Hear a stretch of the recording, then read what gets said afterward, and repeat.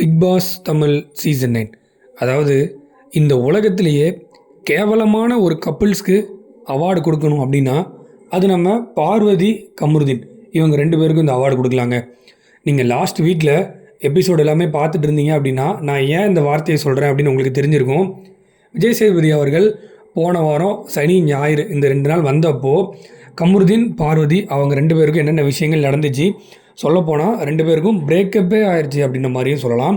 பார்வதி கமருதீனால் என்னோடய game affect ஆகுது அப்படின்னு சொன்னதும், கமருதீன் பார்வதி என்னோடய கேம் அஃபெக்ட் பண்ணுறாங்க, என்னை தப்பாக போர்ட்ரேட் பண்ணுறாங்க, நான் பேட் டச் பண்ணுறேன் அப்படின்னு சொல்கிறாங்க. இந்த மாதிரி கமருதீன் பார்வதி மேலே வச்ச குற்றச்சாட்டுகளாக இருக்கட்டும், இவங்க 2 பேரும் ஒருத்தருக்கு ஒருத்தர் சண்டை போட்டு இனிமேல் என் கேமை நான் பார்க்க போகிறேன், உன் கேமை நீ பார்த்துக்கோ அப்படின்னு சொன்னதாக இருக்கட்டும், இது எல்லாத்துலேயும் ஆரம்பித்து டிக்கெட் டு ஃபினாலே டாஸ்கில் பார்வதி கமருதீன் 2 பேருக்கு நடந்த சண்டையாக இருக்கட்டும், சொல்லப்போனால் அடிதடி அளவில் கூட வந்துச்சு. இதுக்கு முன்னாடி சபரிக்கும் பார்வதிக்கும் ஒரு கேமில் ஒரு சண்டை மாதிரி நடக்கும்ல, அதை விட எக்ஸ்ட்ரீம் லெவனான ஒரு ஃபைட்லாம் நடந்துச்சு.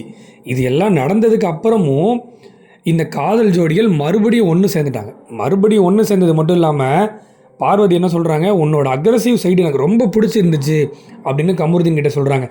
இதில் தேவையில்லாமல் மூக்க நுழைச்சி மாட்டிக்கிட்டது யார் அப்படின்னு பார்த்தீங்கன்னா நம்ம நடிப்பு அறைக்கு சாண்ட்ரா. இவங்க என்ன பண்ணாங்க அப்படின்னா, ஒவ்வொரு தடவை பார்வதி கமருதீனுக்கு பிரச்சனை நடக்கும்போதும் பார்வதிக்கு சப்போர்ட் பண்ணுறேன்னு உள்ளே போய் நல்லவங்க மாதிரி ஒரு விஷயம் பண்ணிகிட்டு இருந்தாங்க.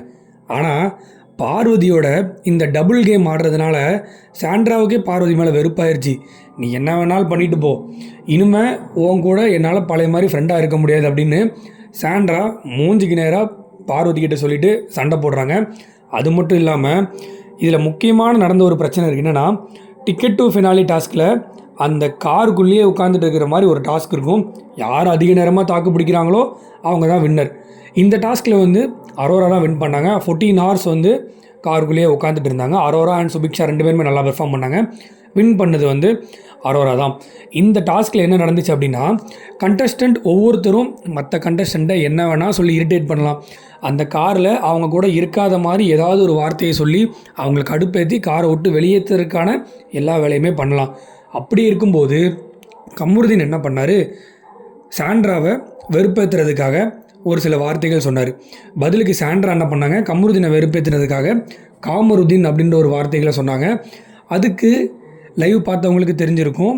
கமருதீன் சாண்ட்ராவை என்னென்ன விஷயங்கள் 18+ நிறைய விஷயங்கள் சொன்னார்.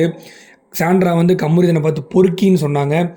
இந்த மாதிரி நிறைய ஆர்கியூமெண்ட்லாம் நடந்து சண்டை ரொம்ப எக்ஸ்ட்ரீம் லெவலுக்கு போயிடுச்சு. லைவில் நிறையா விஷயங்கள் காட்டலை, ஏன்னா மக்கள் நிறைய விஷயங்கள் பார்க்கக்கூடாது அப்படின்னு சொல்லி பிக் பாஸ்லேருந்து லைவில் நிறைய விஷயங்களை காட்டலை. நீங்கள் எபிசோட் பார்க்கும்போதும் இந்த மாதிரி விஷயங்கள்லாம் காட்ட மாட்டாங்க. அதுக்கப்புறம் இந்த சண்டையில் ரொம்ப எமோஷ்னலான சாண்ட்ராவுக்கு டிப்ரெஷனில் ஹெல்த் இஷ்யூவே வந்துருச்சு. அவங்கள மறுபடியும் ஹாஸ்பிட்டலுக்கு கூப்பிட்டு போயிட்டு டாக்டர்ஸ்லாம் செக் பண்ணி அவங்க நார்மல் ஆனதுக்கப்புறமா மறுபடியும் உள்ளே கூப்பிட்டு வந்திருக்காங்க. சாண்ட்ராவோட இந்த ஹெல்த் இஷ்யூ காரணமாக சபரி அவருக்கு அந்த கேமை டிக்கெட் டு ஃபினாலே டாஸ்க்கை விட்டு கொடுத்தாரு அப்படின்னே சொல்லலாம். அந்த மாதிரி ஒரு விஷயங்கள்லாம் நடந்துச்சு. சரி, நீங்கள் பார்க்க போனீங்கன்னா ஒரு 2 பேர் பீடை கப்பிள்ஸ் அப்படின்னு ஆன்லைனில் சொல்கிறாங்க. யாரை பார்த்து சொல்கிறாங்கன்னா, பார்வதி கமருதீன் 2 பேரை பார்த்து சொல்கிறாங்க. நிஜமாகவே இவங்க பீடை கப்பிள்ஸ் தான். இந்த 2 பேரும் சேர்ந்து இந்த ஷோவை எந்த அளவுக்கு நாசமாக்கணுமோ அதுக்கான விஷயங்கள்லாம் கரெக்டாக பண்ணிகிட்டு இருக்காங்க.